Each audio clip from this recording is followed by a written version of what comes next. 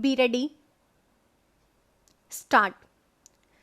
I should like now to make a few observations on the budget.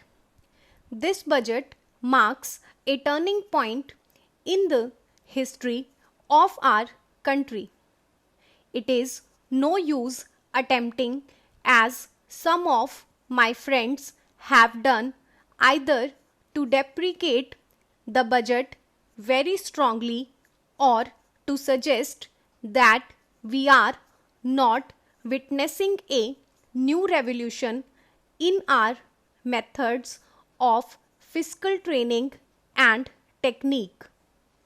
I want it to be quite clearly pointed out to my friends that we are now facing the lean years of Indian finance.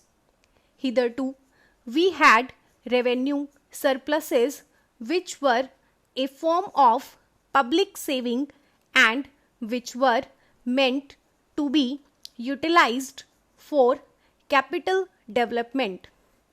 Hereafter, this form of revenue surplus would not be available. We have therefore to find out ways and means of implementing our great program of national reconstruction at minimum cost.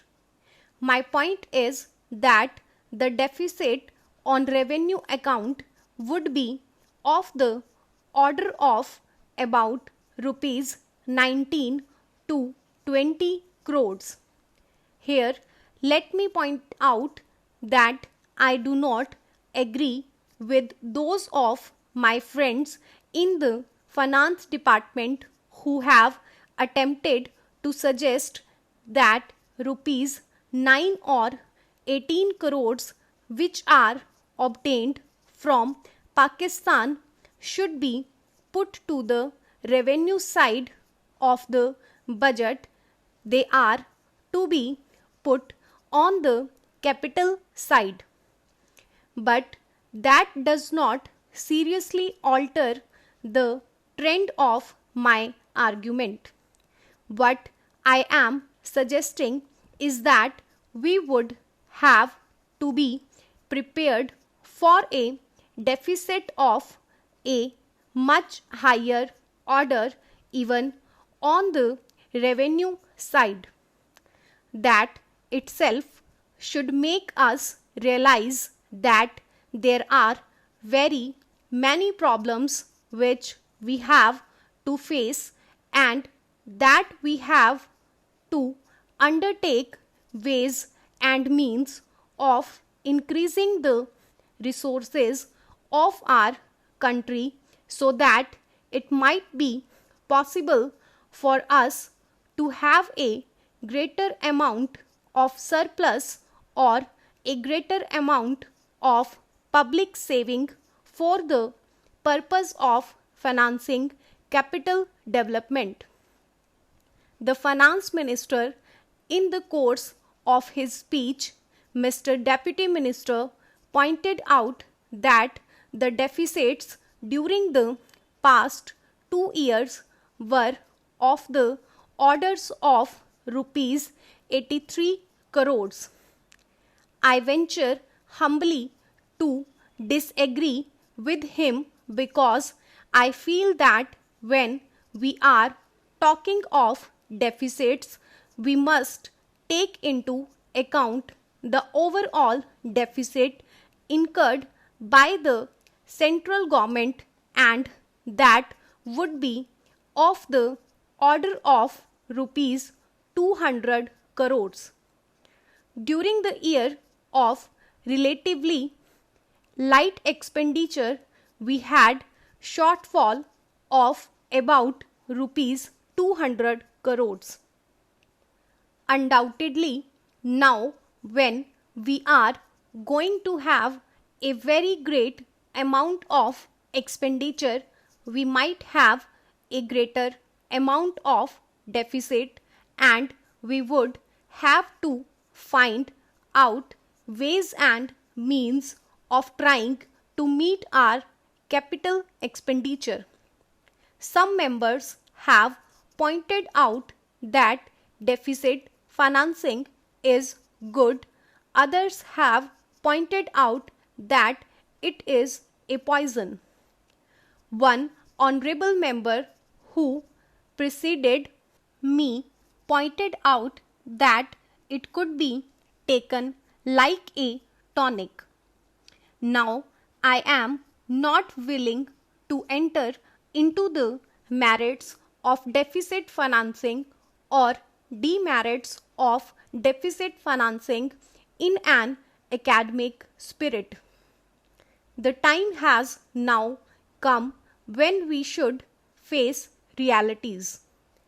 I do suggest that we have to indulge in deficit financing because without indulging in deficit financing, it would not be possible for us to indulge in capital expenditure on such a large scale. But when we are talking of the scope of deficit financing, I would like to place before the House and the Finance Minister the two great limitations which face us. The first limitation that faces us is that concerning the internal price level. The Honorable the Finance Minister referred to the cost of living. He said that he was going to keep a watch over the cost of living so that it may not shoot up within a short period and make a mess of the plans of capital development. But there is another limitation which has also to be borne in mind, a limitation which has not received as much notice as it should have done in all the discussions that have taken place on deficit financing. That limitation is the external limitation or the limitation which arises on account of our balance of payments position. I think this is as important, Mr. Deputy Speaker, as the internal price level, and I should like to elaborate that particular point a bit more because I feel that a time will shortly arrive when we might have either to reconsider our policy or might even have to leave the Sterling Club of which we are a member. The second serious limitation is as serious as the first. What would be the consequences of deficit financing on our balance of payments? The Finance Minister in his budget speech points out that so far as the balance of payments position is concerned, they have now, whether it is by accident or design, a favorable balance, and they have contributed about rupees 63 crores to the dollar pool during the past 6 months. But the moment we indulge in deficit financing, we have to be prepared for worsening of our balance of payments.